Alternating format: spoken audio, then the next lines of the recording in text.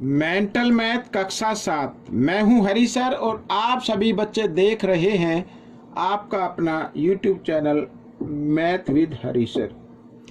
आज हम करने वाले हैं अध्याय 3 आंकड़ों के प्रबंधन का अगला भाग। तो बच्चों, आपको तो प्रैक्टिस करनी है ज़्यादा से ज़्यादा। अगर मेरी कोई वीडियो आपको नहीं मिल रही है तो जो भी वीडियो आप मेरी देखते हैं उस वीडियो के नीचे मेरे चैनल का नाम होगा मैथ विद हरी सर। आप उस पर जब क्लिक करेंगे तो आप मेरे चैनल पर पहुंच जाएंगे और वहां पर वीडियोज या प्लेलिस्ट के बटन को क्लिक करके आप अन्य वीडियो देख सकते हैं। आइए करना शुरू करते हैं। प्रश्न नंबर 26 ये रहा आपके सामने, ठीक है ना। प्रश्न नंबर 26 क्या कहता है, देखो। प्रश्न नंबर 26 कहता है 200 संख्याओं का माध्य 50 है। बाद में पता चलता है कि दो संख्याओं को 192 और 68 की जगह गलती से 92 और 8 पढ़ा गया, ठीक है ना। 92 और 8 पढ़ा गया। सही माध्य बताना है। सही माध्य बताना है तो क्या करना होगा, पहले तो 200 संख्याओं का माध्य है ना, 200 संख्याओं का कुल मान निकाल लेना है।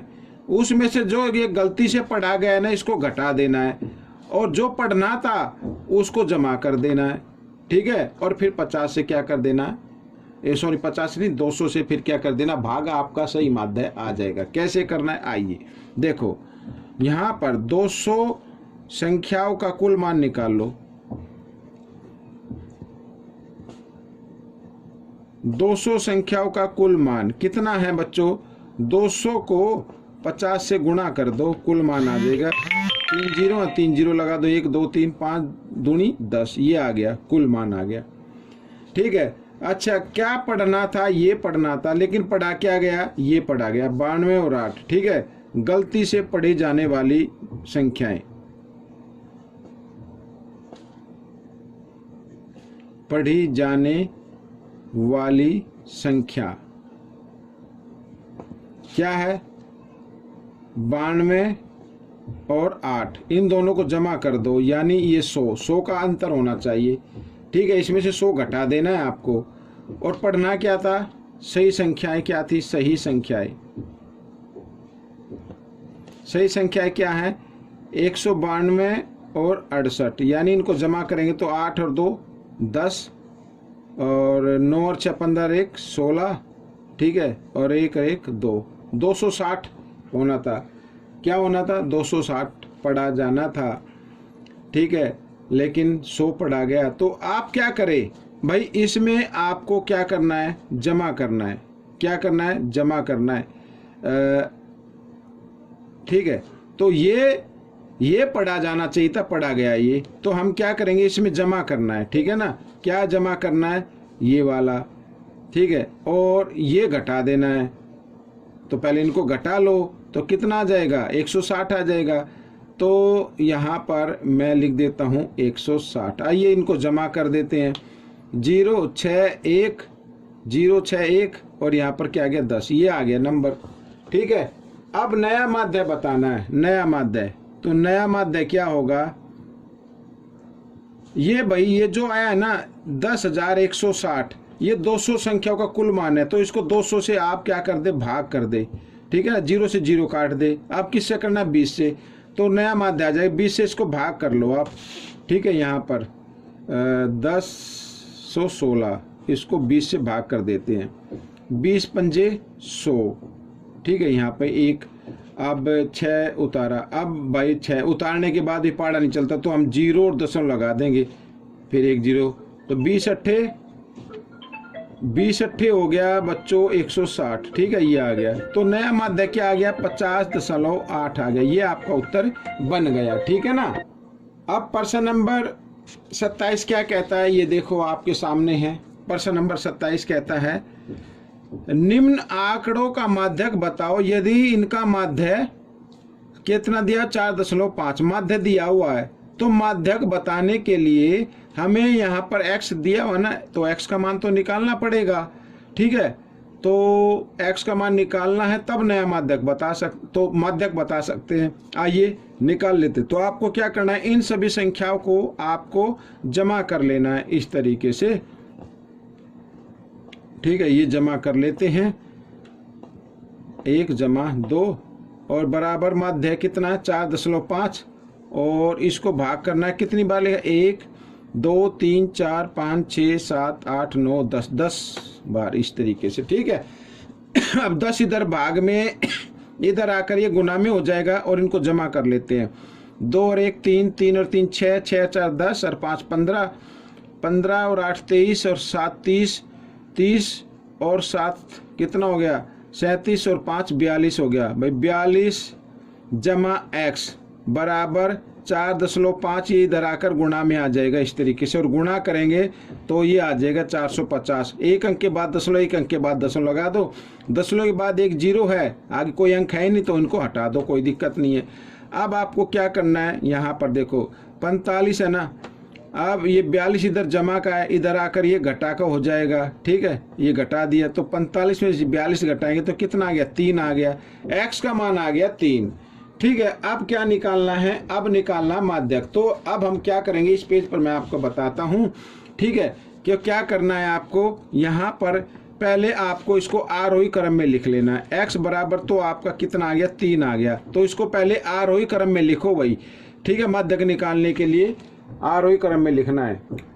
तो देखो भाई इसको क्या करना है आरोही क्रम में लिख लेना है। ठीक है x का मान तो आ गया तो 1 आएगा पहले, फिर आएगा 2, ठीक है फिर एक 3 और आएगा और x का मान भी 3 आ गया, 3 को भी लिख लेते हैं, फिर 4, ठीक है 5 2 बार है तो 2 बार लिख लो 5, ठीक है और 7 भी 6 तो नहीं है ना इसमें नहीं है, 7 भी 2 बार लिख लेते हैं इस तरीके से।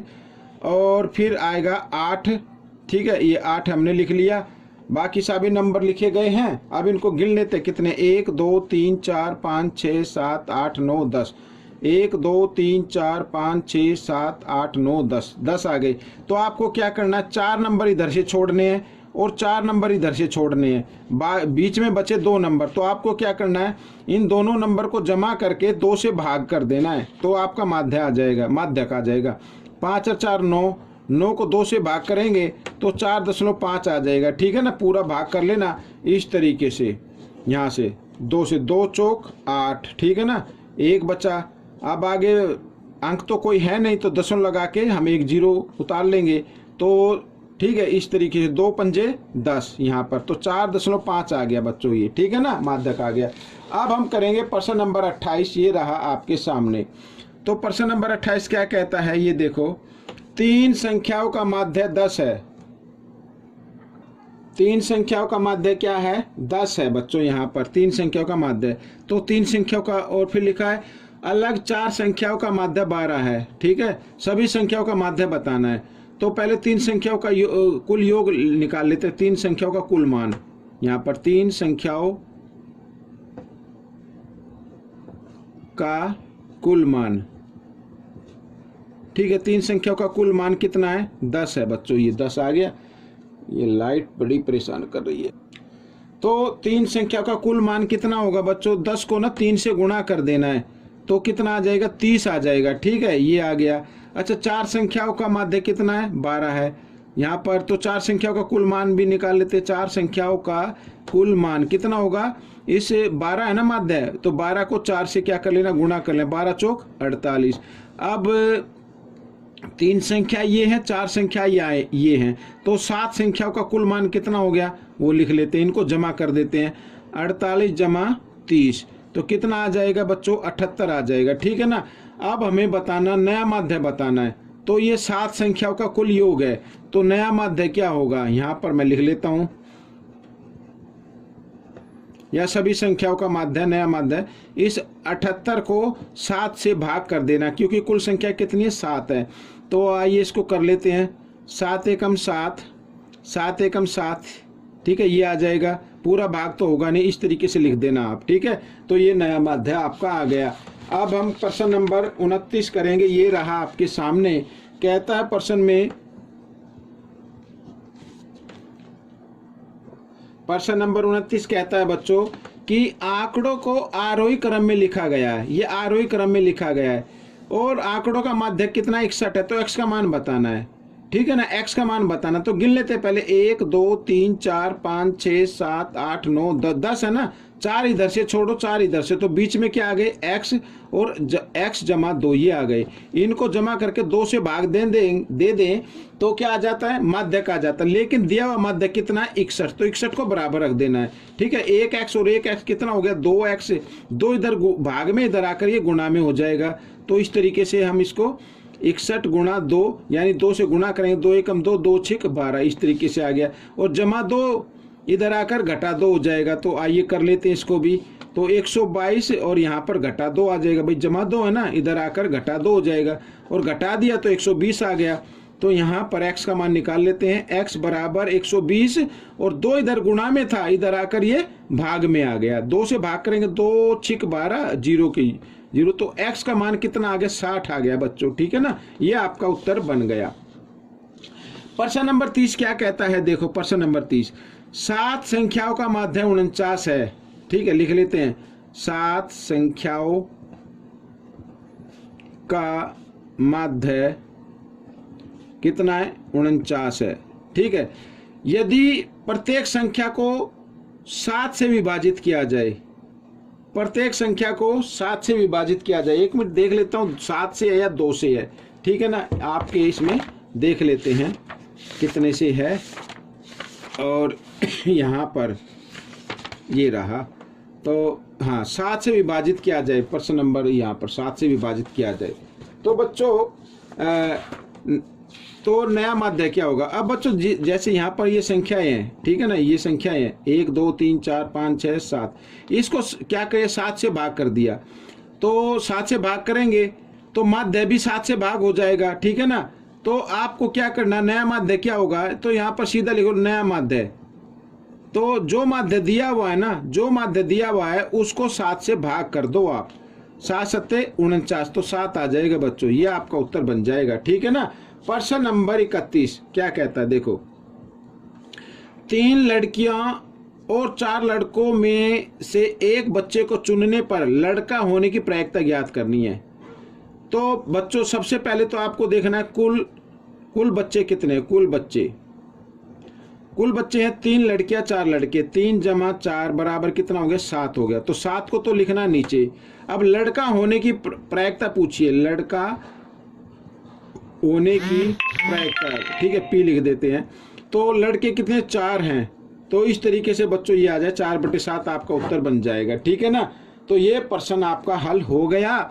अब हम करेंगे आगे अगला भाग। तो ये भाग आपको कैसा लगा मुझे जरूर बताएं। इसमें लाइट ने काफ़ी दिक्कत डाली है, तो आप कोऑपरेट कीजिए। ठीक है ना, कोई भी दिक्कत हो तो आप मुझे कमेंट्स कर सकते हैं, और जो भी आपकी प्रॉब्लम होगी उसका सॉल्यूशन जरूर निकाला जाएगा, समाधान निकाला जाएगा। तो मिलेंगे हम अगले भाग में, तब तक आप इस वीडियो को पूरा देखकर बच्चों आपको सीखना है और प्रैक्टिस जरूर करनी है। ठीक है ना, अच्छी रैंक लेके आनी है। मिलेंगे अगले भाग में, तब तक के लिए धन्यवाद।